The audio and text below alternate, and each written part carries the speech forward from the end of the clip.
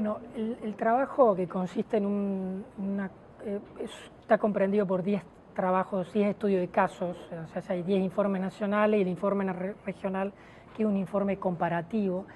Si bien estamos todavía en un estadio preliminar, evaluando la información, ya hay, digamos, algunos patrones muy claros que se pueden identificar.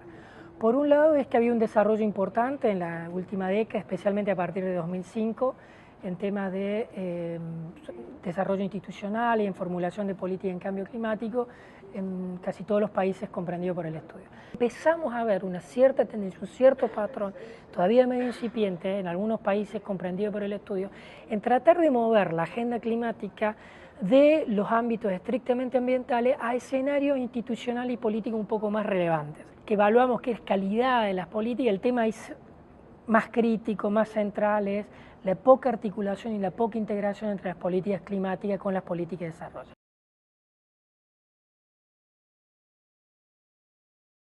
La agenda climática ocupa un lugar muy marginal en la agenda política doméstica de los países en la región, tal vez la excepción sea Brasil.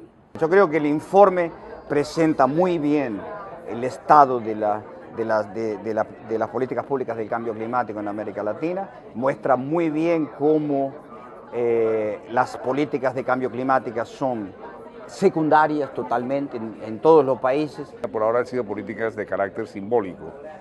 ¿Qué quiere decir eso? Que básicamente han sido políticas de los ministerios del medio ambiente para responder a los compromisos que adquieren los países en la Convención de Cambio Climático y en el Protocolo de Kioto. Una de las características de la política climática es que tiende a ser reactiva. Por ejemplo, en muchos casos, cuando han sucedido eventos climáticos extremos, ha habido desarrollos de política interesantes. Eso está cambiando recientemente, como lo muestra el estudio que ha hecho la Plataforma de Cambio Climático, por cuestiones reactivas.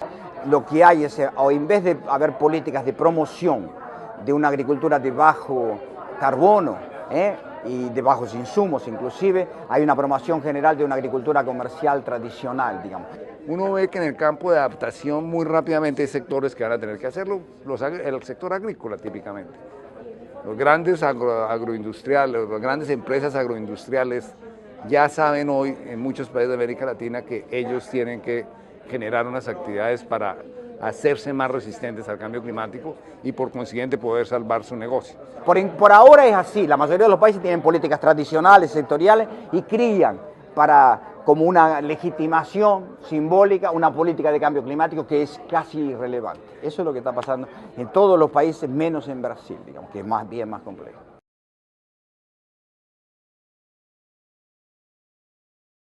Una de las cosas fundamentales es la energía.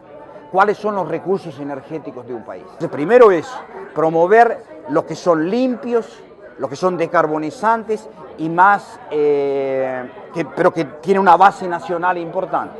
Necesitamos unas ciudades más compactas. Ahí va a haber conflicto de intereses, porque obviamente unas ciudades más compactas significa urbanizar menos el campo. Hay que trabajar fuertemente en el sector político, que no hay que concebir el Estado como una unicidad, sino que hay que identificar los actores reformistas y los aliados dentro de las estructuras burocráticas del Estado, y con eso hay que trabajar. Que estos actores dentro de la estructura saben ser muy débiles dentro de la estructura burocrática, o sea que apoyo desde afuera puede ser muy importante. Y en lo que hace a participación pública, creo que hay que trabajar fuertemente, digamos, en lo que es generar mayor demanda social. Yo creo que donde se va a trabajar mucho eso es cuando haya sinergias entre adaptación y mitigación.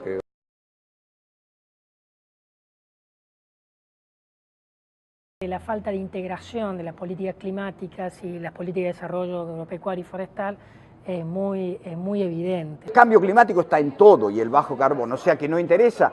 Vos es decir, tengo un plano climático genérico y al mismo tiempo yo tengo tal subsidio a la industria del acero, tal a la industria automovilística, tal a la industria ganadera. Ese es el punto. Lo que tiene que estar, no interesa un plan externo, lo que interesa es la política de cambio climático tiene que estar internalizada en todas las políticas sectoriales. Un contexto donde la agenda ambiental y la agenda climática en particular es marginal, donde las estructuras institucionales no son fuertes, si además las políticas de desarrollo centrales, digamos, claramente contradicen a las políticas climáticas, es un escenario complejo y poco auspicioso.